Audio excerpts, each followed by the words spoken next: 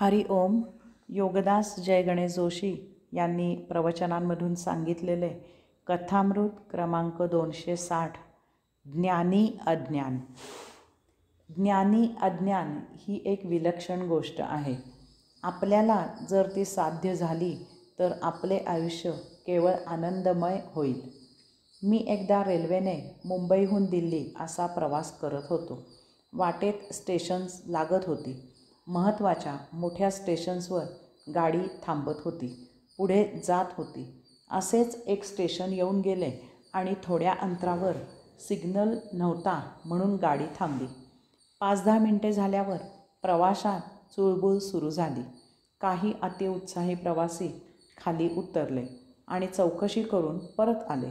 त्यांनी सांगितले की रुळावर एक म्हैस मरून पडली आहे. अजून अर्धा तास तरी गाडी येथून हलत नाही.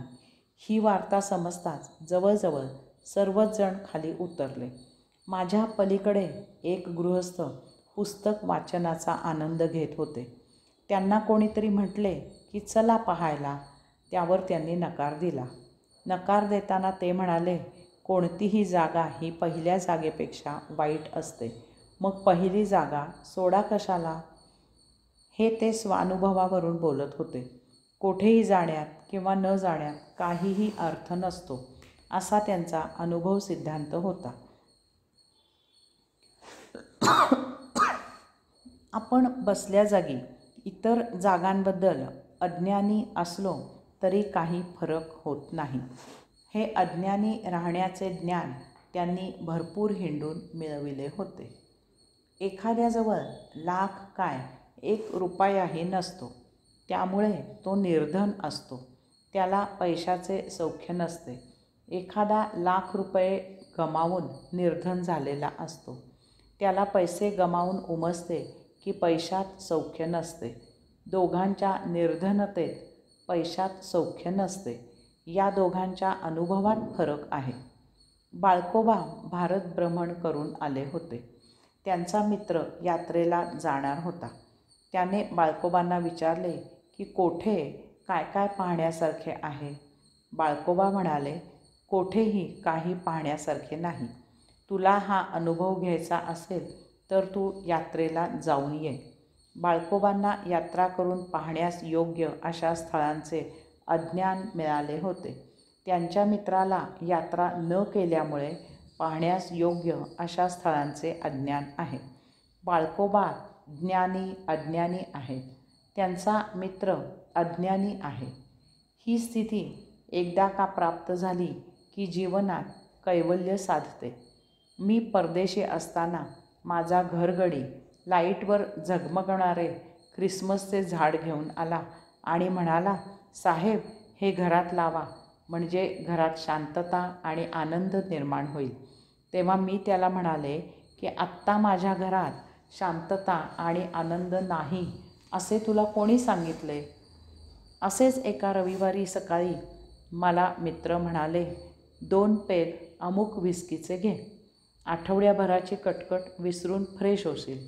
तेव्हाही मी त्यांना असेच विचारले होते, मी आठवडाभराच्या कटकटीने मरगळलो आहे असे तुम्हाला कोणी सांगितले. कथामृत 261 ज्ञानीचा घोर अंधकार. एकदा काही पंडित विद्वान मंडळी सहलीला गेली होती. असे विद्याविभूषित एकत्र येऊन सहलीला जाणे हेच एक मोठे आश्चर्य असते.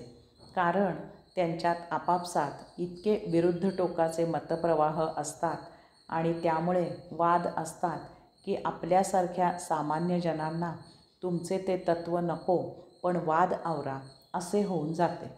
पूर्वी दररोज आंघोळ झाल्यावर सर्वजण कपाळाला गंध लावत असत. आता जे लावतात ते टिळा लावतात किंवा काहीच लावत नाहीत. कारण कपाळाला गंध आडवं लावावं की उभं लावावं ह्यावरून विद्वान मंडळीत वाद होता. त्यापेक्षा लोकांनी आडव्या उभ्याला काठ देऊन टिळा स्वीकारला आणि वादावर पडदा घातला. असो, तर हे आपले पंडित विद्वान चक्क एकत्र जमून सहलीला गेले होते. गावोगावी हिंडत फिरत प्रेक्षणीय स्थळे पाहत पाहत यात्रा चालली होती. असेच एका गावाहून जात असताना वाटेत त्यांना एक नदी लागली. तेथे नदीवर पूल, साकव वगैरे काहीच नव्हते. आपली विद्वान मंडळी नदी पार करण्यासाठी पाण्यात उतरली. पाण्याला फारच ओढ होती. नदीच्या मध्यावर आल्यावर सर्वांचे पाय घसरू लागले. आपण वाहून जाणार ह्याची प्रत्येकाला खात्री वाटू लागली. आता काही आपले प्राण वाचत नाहीत हे लक्षात आल्यावर देवाचा धावा सुरू झाला. सर्वांचे नशीब बलवत्तर होते. तेथे अचानक एक होडी वाहत आली. सर्वांनी ती होडी पकडली आणि एकमेकांच्या मदतीने ते सर्वजण त्या होडीत चढले. कसेबसे होडी वल्हवत नदीच्या पैलतीरी पोहोचले. किनाऱ्यावर उतरल्यावर सुस्कारा टाकत सर्वांनी त्या होडीला साष्टांग नमस्कार केला.